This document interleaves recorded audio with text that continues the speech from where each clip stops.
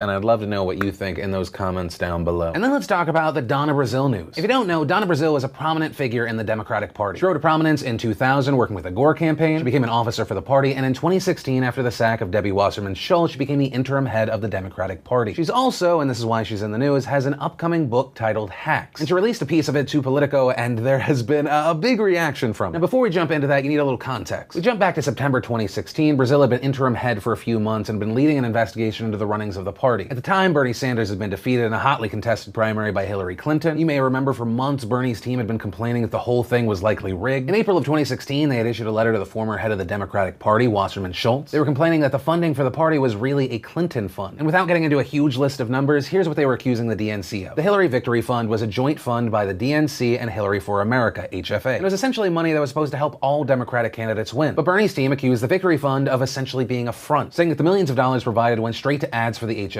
rather than for all the groups the DNC was supposed to be supporting. And they accused the Victory Fund of being a way for large donors to circumvent the $2,700 limit for a single candidate donation. Essentially, you can contribute unlimited funds to a party's fund, but you are limited when it comes to a single candidate. So essentially, the accusation here is that there was a workaround that the unlimited fund was being used for a single person, or mostly for a single person. So that said, let's jump to Brazile's piece. In it, she's recounting the lead up to the September 7th phone call to Bernie Sanders. And this is after he's been defeated in the primaries. This is after Wasserman Schultz has been sacked by the DNC. Brazile had already been appointed interim chair of the Democratic Party back in July, and she writes, "The Saturday morning after the convention in July, I called Gary Gensler, the chief financial officer of Hillary's campaign. He wasted no words. He told me the Democratic Party was broke and $2 million in debt." What? I screamed. I'm an officer of the party, and they've been telling us everything is fine, and they were raising money with no problems. And so according to Brazile, Wasserman Schultz had been lying about the books to officers in the party. The allegation being that they were relying on the Clinton campaign to pay that debt. Also claiming much of the debt being from Barack Obama not caring about the party after becoming president. He apparently left the party with well over $20 million in debt. Also, she says it didn't help that Wasserman Schultz kept a massive staff in between elections. That time is normally when parties release huge amounts of staff to save costs. But Wasserman Schultz was reportedly spending nearly $4 million per month on costs. And that was at a time when the party would normally spend less than half of that. Brazile's piece then moves on to the Clinton campaign, funneling money from the Hillary Victory Fund to the HFA via the DNC. And once again, that was a fund that was supposed to be for state Democratic candidates and for whoever would eventually become candidate. And they say Hillary's campaign managed to squeeze about $20 million to themselves from the fund. And that appears to have later been backed up by leaked emails from WikiLeaks. And in fact, it looked like the state parties were getting less than 0.5% of the $83 million raised for them, while the rest went to the Central Party and then the HFA. Brazile then claimed she wanted to get to the bottom of why the Clintons' campaign seemed to have so much control. She points out the party normally has its own officers and apparatus, and once a candidate is chosen, they usually start appointing their own people into positions. And she said when she asked the party's other officers and lawyers what's going on, they would shuffle their feet. Then came July, and when she said she made a discovery, writing, "When I got back from a vacation in Martha's Vineyard, I at last found the document that described it all. The joint fundraising agreement between the DNC, the Hillary Victory Fund, and Hillary for America. The agreement signed by Amy Dacey, the former CEO of the DNC, and Robbie Mook, with a copy to Mark Elias, specified that in exchange for raising money and investing in the DNC, Hillary would control the party's finances, strategy, and all the money raised. Her campaign would have the right of refusal of who would be the party communications director, and it would make final decisions on all the other staff. The DNC also was required to consult with the campaign about all other staffing, budgeting, data analytics, and mailings." But here's the thing, the agreement was reportedly signed August of 2015. So that is 11 months of Clinton being the candidate over the party without actually being the official candidate yet. So not only does this appear to be even more confirmation that the deck was just stacked against Bernie Sanders, and it also appears that this could have been a contributing factor to why the down-the-ticket Democratic candidates did so horribly. They were starving for money and essentially having their funds laundered through the HFA. Brazile pointing out, the funding arrangement with the HFA and the Victory Fund agreement was not illegal, but it sure looked unethical. If the fight had been fair, one campaign would not have control of the party before the voters had decided which one they wanted to lead. This was not a criminal act, but as I saw it, it compromised the party's integrity. She then says she called Bernie on September 7th like she promised. She said that he took the news stoically. She says he asked the chances of a Clinton victory. She said, "I had to be frank with him. I did not trust the polls," I said. "I told him I had visited states around the country and I found a lack of enthusiasm for her everywhere. I was concerned about the Obama coalition and about millennials." Now that said, some writers have begun pointing out that some of this seems to be a revisionist history. While Brazile wasn't a product of the Clinton machine, she definitely seemed to be in the Clinton camp. Brazile's portrayal here was that she was discovering that the party was Clinton's party, but hacked DNC emails show that she was passing off Democratic primary debate questions to the Clinton camp. These obtained through her position as a CNN political analyst. Also, it's been pointed out that it shouldn't have been a huge shock that the party preferred Clinton. The Clintons over the years have given huge sums to the party, and her main opponent was an independent. So that's why you have people speaking up saying, well, is this just Brazile's attempt to separate herself from the failure, separating herself from what she's now calling unethical? Even though the emails and the questions prior to the debate, that seems to make her somewhat complicit. And personally, where I land on this is I only believe so so much of what Brazile is saying here. Once again, there's a story and there's now my takeaway, my feelings on it. It feels like this whole piece was meant to absolve her of any wrongdoing, paint herself as an innocent bystander. But based off of stuff that WikiLeaks has released, it doesn't appear that she was innocent. And it's hard to doubt WikiLeaks' credibility here, especially since some of the other stuff that she talks about in this piece had already been released by WikiLeaks. And ultimately what this appears to be is more confirmation not only that the Clintons had so much control and Bernie really got screwed, but confirmation that today we have a President Trump enlarged